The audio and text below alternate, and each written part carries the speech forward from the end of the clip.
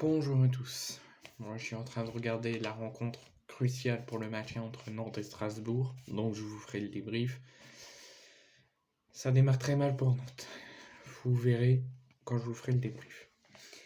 Tout à l'heure, je vous ai fait une vidéo pour revenir sur la défaite plus calme, encore tendue mais plus détendue, sur la défaite de l'OM à Lens.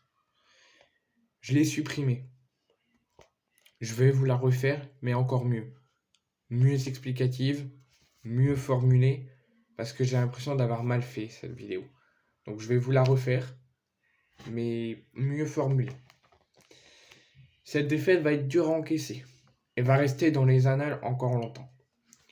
Alors que le choc de cette saison, de cette fin de saison en Ligue 1, était bel et bien le match d'hier soir entre Lens et Marseille à Bollaert.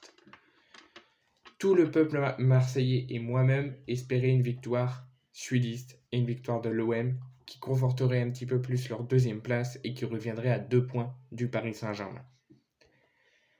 Mais les circonstances et la chaleur du stade et la chaleur des supporters lensois ont fait pencher la victoire du mauvais côté. Premier point, on va revenir sur la composition d'Igor Tudor. Tudor établi à 11, entre guillemets sans surprise, plutôt basique, c'est le 11 qui est là depuis quasiment son arrivée, et malgré les rumeurs qui tournaient en ce moment dans les journaux sportifs avant la rencontre, Mbemba était présumé sur le banc, finalement il est titulaire. Donc il nous a mis Pau Lopez, Gigot, Mbemba, Kolasinac, Piston, Tavares et Klose, enfin Klose à gauche, Tavares à droite, Verretou Rongier, Malinowski, Under et Sanchez. Sur le banc, on avait Blanco, Balerdi, Caboret, Elmaz, Kendouzi, Mouret, Payet et Vitinha. Je vous avais dit lors de l'avant-match de Lens-Marseille, je voulais qu'on laisse la chance à Nuno Tavares. Avant le match, quand je l'ai vu titulaire, je dis j'ai peur, parce qu'on ne sait jamais ce qu'il peut faire. Il fait souvent des erreurs techniques, on a du mal à retrouver le Tavares du début de saison, mais je lui dis il faut lui laisser sa chance. Mais là, c'est un mini retournement de veste parce que j'ai vu le match de Nuno Tavares contre Lens. C'est un petit peu exécrable. Qui joue que pour sa peau, que pour sa gueule. Il pense jamais à l'équipe. Donc moi, Nuno Tavares, je t'ai défendu quasiment toute la saison. J'ai toujours voulu que Tudor te laisse la chance, qu'il discute avec toi pour trouver les meilleurs moyens pour que tu progresses. Mais je suis désolé, quand il te laisse la chance, tu ne la saisis pas. Tu fais que des matchs exécrables.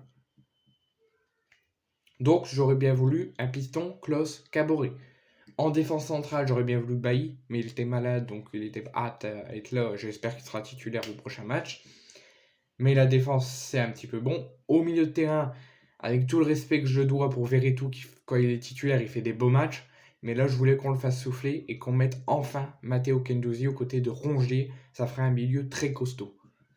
En attaque, fini. Il met Malinowski, Under, Sanchez. Moi, je voulais Payet et association Vitinha-Sanchez. Malinowski était une pitre. Là, c'est un mini débrief. Je vous ai déjà fait le débrief à chaud après le match, mais on fait un petit récapitulatif, un petit point sur cette rencontre. Malinowski a été pourri. A été trop muet. Alors, je sais pas si c'est son coup à la cheville qu'il a reçu soi-disant au dernier match qu'il n'a pas été là, mais je suis désolé. Malinowski a été pas bon du tout. De même pour Tavares. Donc moi, ma compo que j'aurais mis, je vous l'avais mis dans l'avant-match, Pau Lopez, Gigot, Mbemba, Kolasinac, Klose, Caboret, Kendouzi, Rongier, Payet, Under, Vitinha. Et j'aurais fait bien évidemment jouer pendant le match Alexis Sanchez. Ensuite, un but annulé qui fait débat. Dans l'enfer du Nord, les Marseillais ont tenté de garder la tête froide face à des ardeurs et du costaud lensois et face aux supporters lensois qui m'ont le feu au stade, pour ne pas se faire avoir. Malgré la première période qui est semée d'embûches et de surprises, et avec un match digne d'un match de football, parce que ça a été très serré, on a vu un bon match de football, en tout cas sur la première mi-temps, Bollaert a été clématisé par un joli dribble de Alexis Sanchez qui élimine Samba pour pousser le ballon au fond de la cage. Donc 9e minute, l'OM, au bout de 10 minutes, aurait pu déjà mener 1-0 à Bollaert. Il prend le dessus sur Danso afin de filer au but, mais qui d'autre que ce pitre pro-lyonnais et anti-marseillais Clément Turpin pour annuler le but de l'OM. Il semblerait, selon Turpin et selon tout le monde, ce n'est pas mon avis personnel à moi, que le duel entre Danso et Sanchez soit trop rude. D'abord confirmé, le but est ensuite remis en doute par l'arbitrage vidéo, l'arbitre va voir les images et siffle finalement faute d'Alexis Sanchez, lançant une session de débat et de colère de ma part, de Tudor et de tous les Marseillais. Et il y a de quoi, sans annulation, le match aurait été tout autre. On n'aurait pas eu cette défaite qui a du mal à encaisser, qu'on a mal au crâne et que on va avoir encore dans les annales pendant longtemps. Marquer en premier, ça aurait été très intéressant pour l'OM et le match aurait tourné dans un autre sens. Ensuite, il y a les blessures qui viennent au plus mauvais moment, qui sont très malvenues. La blessure de Gigot, assis à terre, et c'est une image en tant que supporter marseillais que je ne voulais pas voir, parce qu'il s'est assis de la même façon qu'il s'est assis à Clermont. On a cru à la fin de la saison pour lui, finalement il est revenu, et là il rechute, et je crois que c'est au même endroit où il s'est blessé à Clermont.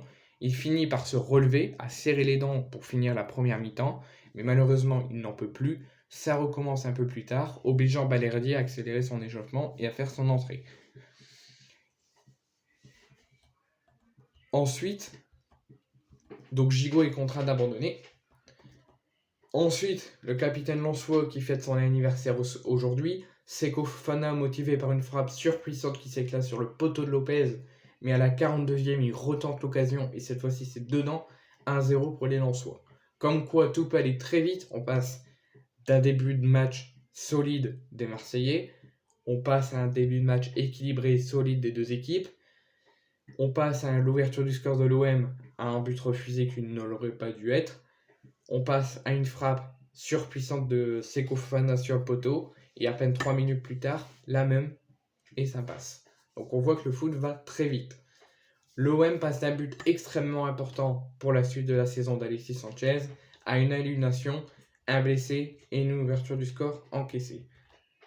Ensuite, il y a la remobilisation tentée de la part de Valentin Rongier. Juste avant la mi-temps, Verretou aurait même eu l'occasion de remettre les siens sur le bon rail, mais il se met dans la meilleure des positions et frappe à terre et Samba l'arrête. De plus, Sanchez a alerté pendant quasiment la première période, durant la période, et a deux doigts de sortir et finalement sorti à la mi-temps sur blessure. Il s'est fait remplacer par Vitinha. Donc l'OM perd son défenseur costaud, perd son meilleur attaquant, et encore un énorme coup asséné derrière la tête. Mais l'espoir reste de mise pour le prochain match, malgré... En tout cas pour l'OM, ça risque d'être compliqué pour la deuxième place. L'espoir reste toujours possible. Mais pour Sanchez, suite aux bons résultats aux examens, ça reste possible qu'il soit là contre Angers. Ensuite, dernier point, c'est l'impuissance de l'OM et le manque d'efficacité.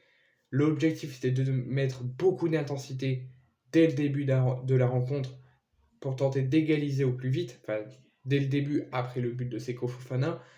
Mais certains joueurs ont été difficiles à trouver, comme Under, qui a tenté des choses mais trop timide, Malinowski, qui n'a pas été bon du tout, il a été exécrable, et Vitinha, on n'arrive jamais à les trouver, alors que depuis son arrivée, on arrivait tout le temps à le trouver, et là, on ne le trouvait jamais. L'OM peine à revenir au score, et à la 60e minute, grâce à son 19e but en Ligue 1, Openda a remis une couche et offre le break au Lensois. Marseille coule, et ne voit vraiment pas comment ils peuvent revenir dans le match, malgré qu'ils ne lâchent rien. Malgré une possession plus accentuée sur la fin du match, les attaques restent trop stériles, mais les changements semblent encore tardifs de la part d'Igor Tudor. Mais Tudor attend le bon moment, entre guillemets, pour faire entrer 3 joueurs d'un coup. À la 76e minute, l'OM est mené 2-0, il aurait pu faire un changement avant, comme il a fait au match contre Auxerre, où on était mené, il a fait entrer Guendouzi et Payet, et le match a changé, et on a gagné. Là, qu'est-ce qu'il fait? Il fait trop tard, il fait quasiment à 12 minutes de la fin du match. Il fait entrer Guendouzi qui remplace Mbemba, expliquez-moi pourquoi il sort Mbemba. Alors, sachant qu'on a Balerdi derrière qui peut très bien faire une grosse erreur et nous coûter le match, et on sort le meilleur défenseur du monde. Donc, Mbemba se fait remplacer par Guendouzi. Malinowski, enfin, il sort. Il était temps. Il se fait remplacer enfin par Payet, qui doit avoir plus de respect et être titulaire. Et Caboret qui rentre à la place de Klose, mais expliquez-moi pourquoi il a laissé finir le match à Tavares. Pourquoi il a pas sorti Tavares pour Caboret, Malinowski pour Payet. Malinowski sort, Payet rentre, Guendouzi rentre, Mbemba sort. Et pourquoi il n'a pas fait comme troisième changement la sortie de Tavares pour l'entrée de Caboret. Et pourquoi il a sorti Klose. Payet et Guendouzi avaient permis à l'OM de revenir dans le match et de s'imposer au Vélodrome le week-end dernier contre Auxerre. Et a encore, entre guillemets, sonné la révolte dans ce match, mais trop tard. Et ça, c'est uniquement à cause d'Igor Tudor qui aurait dû les faire entrer avant. Donc, cette défaite, c'était un petit mini débrief, là, enfin un gros débrief de bientôt 12 minutes. On dirait, je vous avais déjà fait un débrief à chaud après la rencontre. Là, je le fais plus calmement, entre guillemets, parce que je suis encore bien énervé de cette défaite. Mais cette défaite va être dure à encaisser. Il va falloir se remobiliser pour aller chercher la deuxième place. Et si on ne l'a pas, ça sera un gros échec.